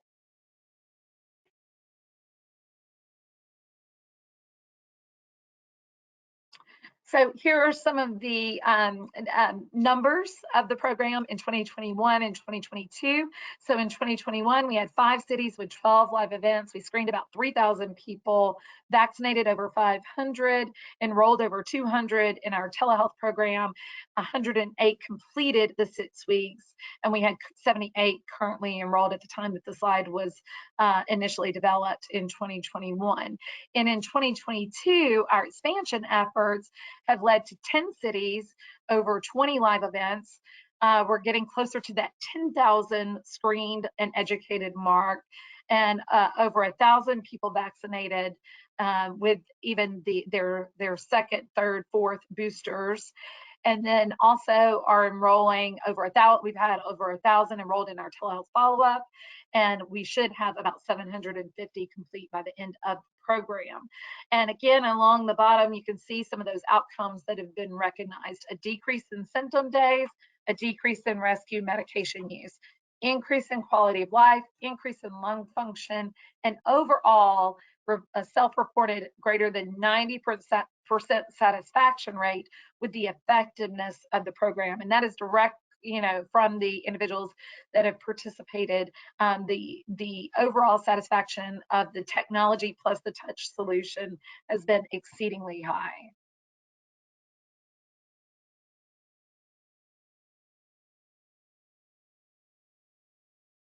Next slide. So nothing says it better than patient testimonials and pictures. I could show these all day long because I have personally been at most of these events, and I love seeing these happy smiling faces of people that all that prior to this would have reported that they were disengaged around their healthcare, that they really didn't know who to turn to believe during the COVID pandemic, much less about managing their chronic lung health. And so here are some of the testimonials. The Not One More Life coach changed my life. After 6 weeks, I'm more confident in how to manage my asthma and stay well during the pandemic.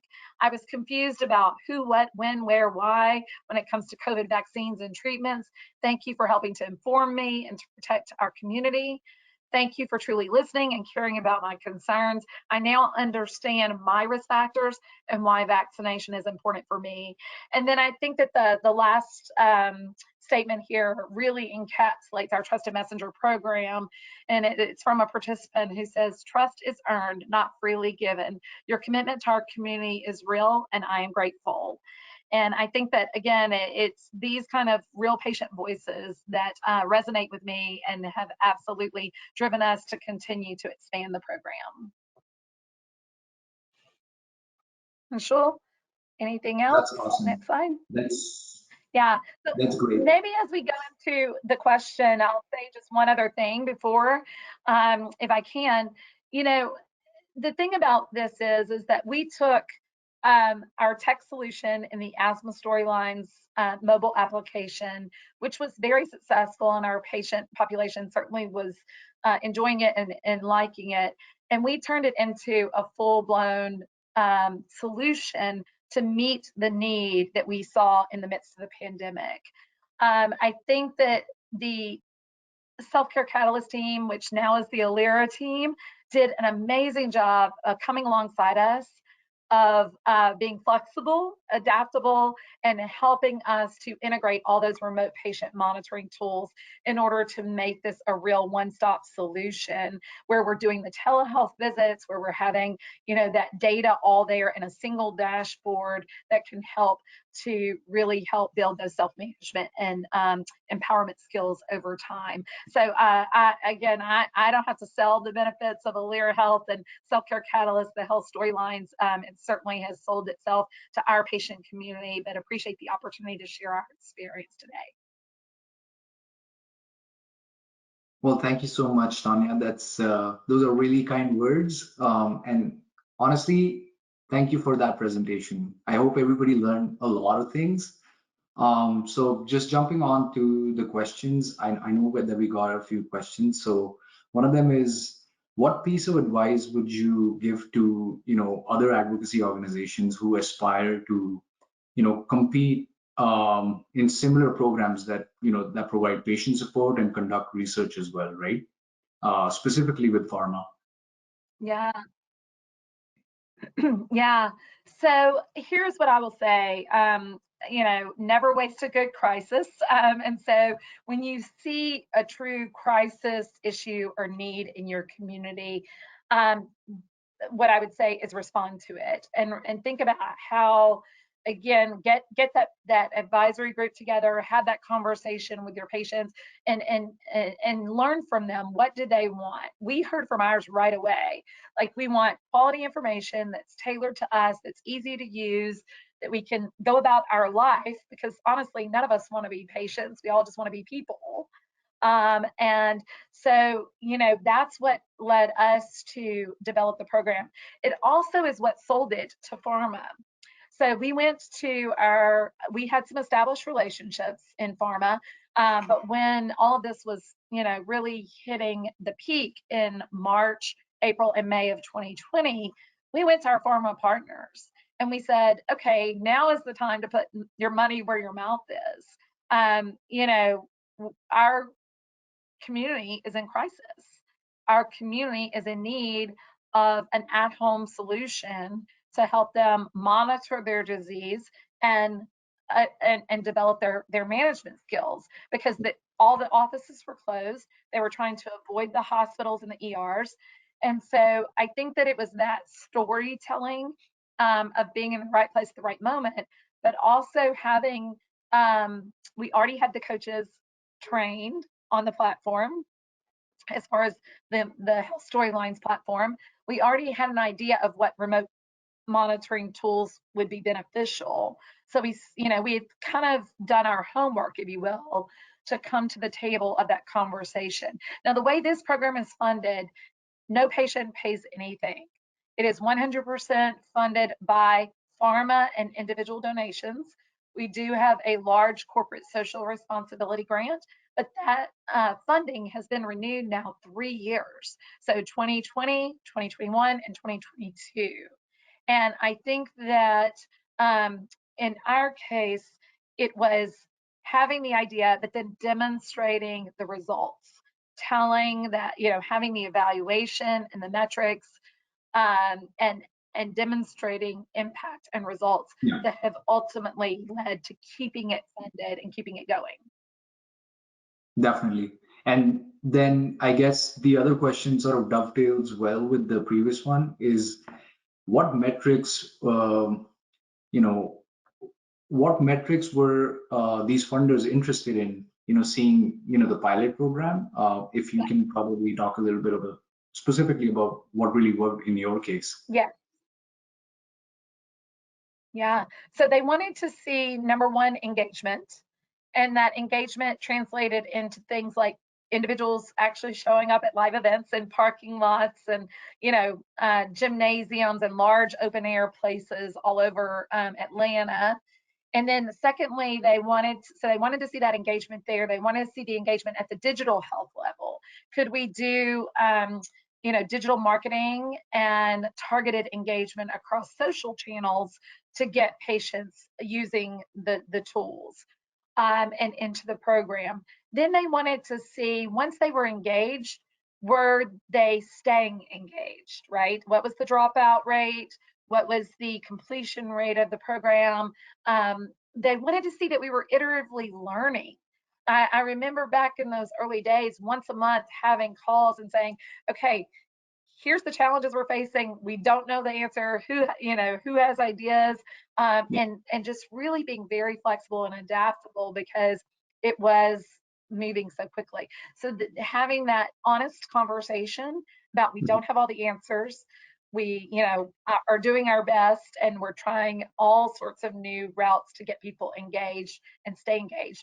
But then I would say the second thing is that once we started getting data on use of the real world data collection tool, it really, they wanted to see, are the numbers moving? So are people's symptoms decreasing? Is their medication use decreasing or increasing on the controller side, decreasing on the emergency side? The lung function was a complete surprise to us, to be honest. We didn't know if lung function would actually change in 6 weeks because that's a pretty aggressive goal. And so we were quite pleased when we had that statistically significant improvement in lung function. But we also assessed patient empowerment score. And this is something that there are validated tools out there. And really interestingly, patients in these poor socioeconomic communities tend to be on the low end of patient empowerment. So they believe that they really don't have control over their health outcomes, that, they sort of were dealt this hand and can't do much about it. Over the course of the 6-week program, with that accountability, that tech plus touch, what we have found is that patient empowerment score improves at least 1 to 2 points. And that essentially is going from, I have no control over my health outcomes, to I'm driving this healthcare outcome bus and all these people are on my team. And that translates not to only the asthma or COPD, the chronic disease that we were focused on, but across the board. All of a sudden, they become more empowered in their healthcare around their comorbidities, around their general health and fitness. And so that's the kind of real valuable change that I think the funders have stayed connected to and helped to continue the support. Well, thank you so much. So I think we could squeeze in one last question. And so what roles, titles within life sciences, life science companies should, I guess, patient advocacy organizations, they should reach out to for potential sponsorship? Like maybe if you can touch upon that. Yeah, that is a great question. That's a really great question. So let me say, initially the pilot program was funded by Sanofi, the pharmaceutical company. So our relationships historically have been in patient advocacy. But the place that this came from to get the real support and the momentum, which ultimately turned into the big grant that we needed on corporate social responsibility, came through medical affairs. So it was a medical affairs colleague who heard about what we were doing with the registries and with the data, real world data collection, that then went to the CEO and said, these people are onto something, right? So it definitely, patient advocacy was a key entry door, but the door that opened up to the vault and to the bank was absolutely medical affairs and corporate social responsibility. Makes sense. Okay. I guess that brings us to the end of our session. Thank you everyone for joining our training session today. I know it's been a long one. It's been 2 hours now, right? We hope that you enjoyed it and learned something new. If you have any questions that were still not answered, we sort of have a bank of those questions and we'll get back to you through email. And of course, if you're a patient advocacy organization trying to evaluate your digital and research strategy, we will love to chat with you. So please reach out. And also on that note, for those of you who are a rare disease advocacy organization, We will be at the Nord Summit in DC, October 17th to 18th, and we'll be happy to meet with you, Jenny and I. And also beyond that, you'll receive a follow-up email with a link to view this recording for today's event in case you missed certain parts of it. We would appreciate your feedback, and please feel free to share it with, within the survey that appears, and be in touch. Thank you.